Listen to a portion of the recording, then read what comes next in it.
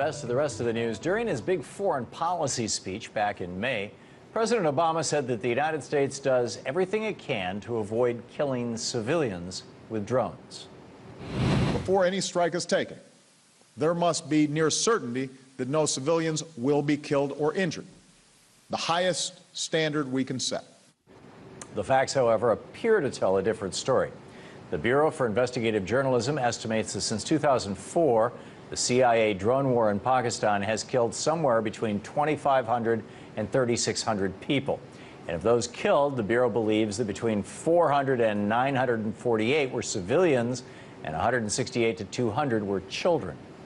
Yes, children. But statistics only tell half the story. Today, the relatives of one woman killed by an American drone strike in Pakistan got a chance to tell their side of the story at a congressional briefing on Capitol Hill. They spoke through a translator. Here's what Rafiq or Raymond, the son of the victim, had to say about her death. In Urdu, we have a saying. Literally translated, it means the string that holds the pearls together. That is what my mother was. She was the string that held our family together.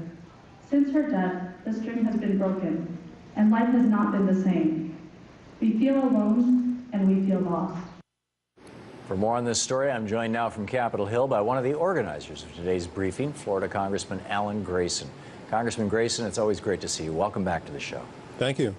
First off, how did the hearing go today? Well, it went very well and very touchingly. We have a situation where a grandmother in her 60s, while she was tending her garden, was killed by a drone attack, and we had her son and her grandchildren come in and testify before us today, putting a human face on the tragedy that's all too common. Far from being almost certain that civilians are not killed, innocents are not killed in these attacks, it's almost certain that they are, with the numbers running between 10 and 30% of the total number killed. Is this drone war helping our fight against Al-Qaeda? I mean, it seems, I've heard from so many people, particularly from that part of the world, that for every person you kill with a drone, you create 30, 40, 50, 100 potential terrorists, at least people really seriously PO'd at the United States.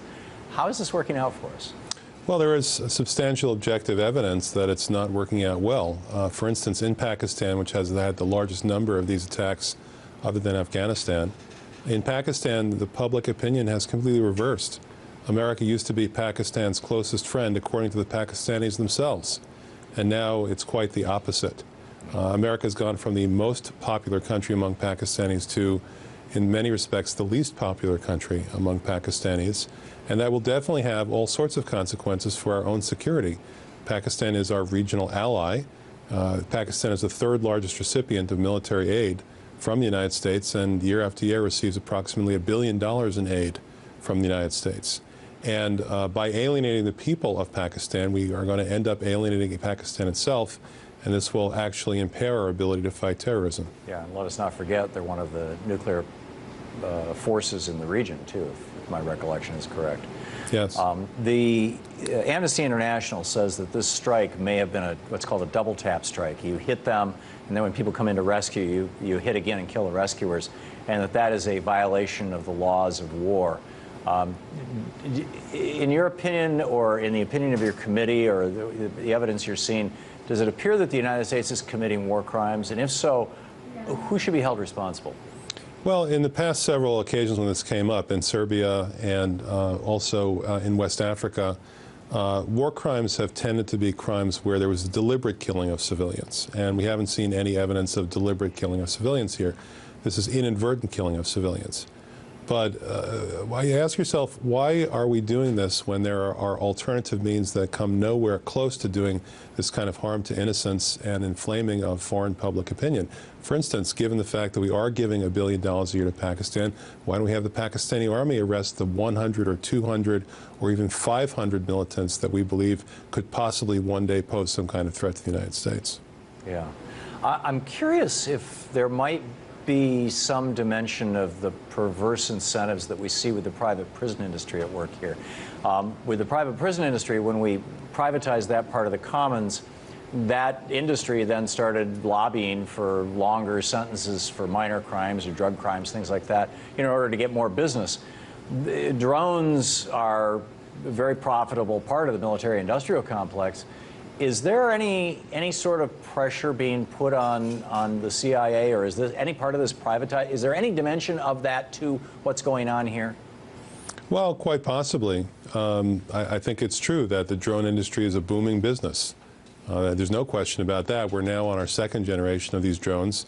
Fortunately, I was able to prevent the first generations of these weaponized drones to be deployed within the United States, as there are plans to do.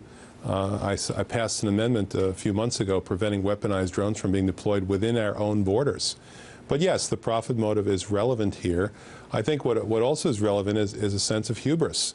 I think it's crazy to think that by staring at a screen somewhere in the United States, you can make intelligent and fully informed choices about who should live and who should die 8,000 miles away. That is beyond anyone's capabilities, including our own. What kind of reception is this perspective of yours and your the people giving testimony today? What kind of reception did they receive from your colleagues in Congress? Well, I was pleased to see that this did, in fact, put a human face on this, particularly the testimony of the granddaughter, who was as a young child, and she said that she had always prayed for blue skies before the drone attacks started because they were so beautiful. And now she prays for gray skies because when there's gray skies, the drones are absent. Wow, that's amazing, and that's so sad.